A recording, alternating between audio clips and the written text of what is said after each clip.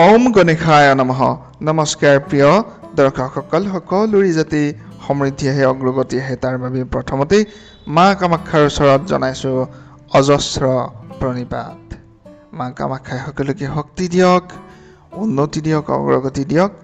অসমীয়া নতুন বছৰৰ মীন ৰাশিৰ জাতক জাতিকাসকলৰ ফলাফল লৈ আহিছোঁ। মীন ৰাশিৰ জাতক জাতিকাসকলৰ আৰম্ভণি আখৰ হৈছে দন্ত্য দ আৰু প্ৰথম ছ। পূৰ্ব ভাদ্ৰপদ নক্ষত্ৰৰ এটা পদ, উত্তৰ ভাদ্ৰপদ নক্ষত্ৰৰ 4টা পদ, ৰেৱতী নক্ষত্ৰৰ 4টা পদেৰে গঠিত হৈছে মীন ৰাশি। 331 ডিগ্ৰীৰ পৰা আৰম্ভ কৰি 360 ডিগ্ৰীৰ ভিতৰত মীন ৰাশি অধিষ্ঠিত হৈ আছে। মীন ৰাশিৰ যি বিশেষ কালপুৰুষ চক্ৰ, এই কালচক্ৰত কিন্তু 331 ডিগ্ৰীৰ পৰা 360 ডিগ্ৰীত অৱস্থিত। অধিপতি হৈছে এওঁলোকৰ বৃহস্পতি। শুভ বাৰ সোমবাৰ, শুভ গ্ৰহ মংগল, বৃহস্পতি, চন্দ্ৰ। শুভ ৰং হালধীয়া, ৰঙা, বগা। শুভ ৰত্ন পুষ্কৰাজ, পুষ্পৰাগমণি। শুভ মূল হৈছে ব্ৰহ্মহস্তি। শুভ দিশ হৈছে উত্তৰ। উপাস্য দেৱতা হৈছে তাৰা দেৱী। শুভ বাৰ হৈছে শুক্ৰবাৰ। শুভ মাহ ফাল্গুন মাহ বুলি কোৱা হৈছে ফাগুন মাহ। শুভ ৰাশি মিথুন, সিংহ, তুলা।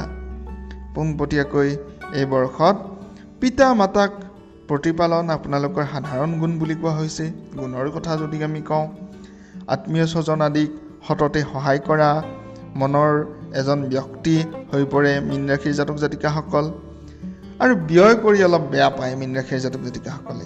বাকপটুতাত নিপুণ। ধন ধান্যাধিপতি বুলি কোৱা হৈছে, অৰ্থাৎ ধন ধান্যৰে তেওঁলোক উপচি থাকিব পাৰে। গীত মাত নৃত্য বাদ্যত আদিত অতিকৈ প্ৰিয় তেওঁলোকৰ, মাননীয় হৈ পৰে তেওঁলোক, অনুৰক্ত হৈ পৰে, সৎকৰ্মশালী হৈ পৰে, বিভিন্ন প্ৰকাৰে সৎকৰ্ম কৰি ভাল পৰে। সুখী সংযুক্ত, দয়ালু, সত্যবান, মৃদুভাষী তেওঁলোকৰ জ্ঞান বুলি কোৱা হৈছে, তেওঁলোকৰ স্বভাৱ বুলি কোৱা হৈছে। জ্ঞানী, ধীৰ স্থিৰ, আমোদ প্ৰমোদ প্ৰিয় বুলি কোৱা হৈছে।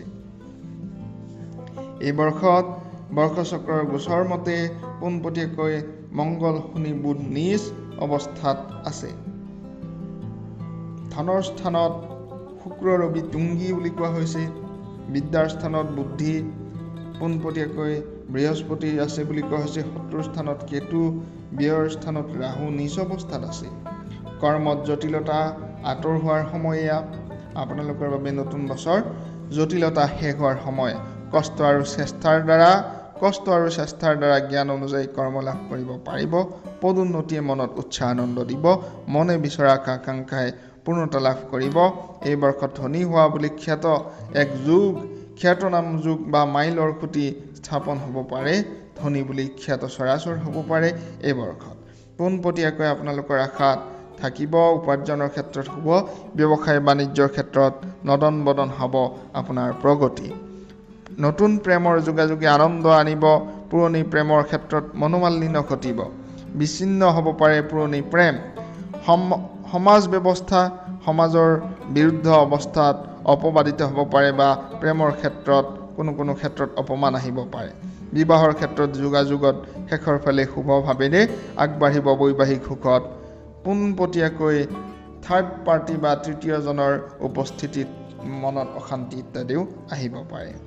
এই বৰ্ষ শনি ৰাহু অশুভ 4-4 চলি থাকিব, যাৰ বাবে মংগল শনিবাৰে ধূপ দীপ নৈবেদ্য আদি দি শনিৰ প্ৰতিকাৰ কৰি ল'ব পাৰে। জ্যোতিষীৰ পৰামৰ্শ অনুযায়ী প্ৰতিকাৰ কৰিব। জ্যোতিষীৰ পৰামৰ্শ অবিহনে প্ৰতিকাৰ কৰিলে কিছু ক্ষেত্ৰত অশুভ ফলাফলো পোৱা যায়। সকলোৱে আহিবলগীয়া নতুন বছৰটো সমৃদ্ধিশালী হওক। মনে বিচৰা আকাংক্ষাই যাতে আপোনালোকৰ পূৰ্ণতা পায় তাৰ বাবে মা কামাখ্যাৰ ওচৰত প্ৰণিপাত জনাইছোঁ। শুভ হওক, মংগলময় হওক। ধন্যবাদ।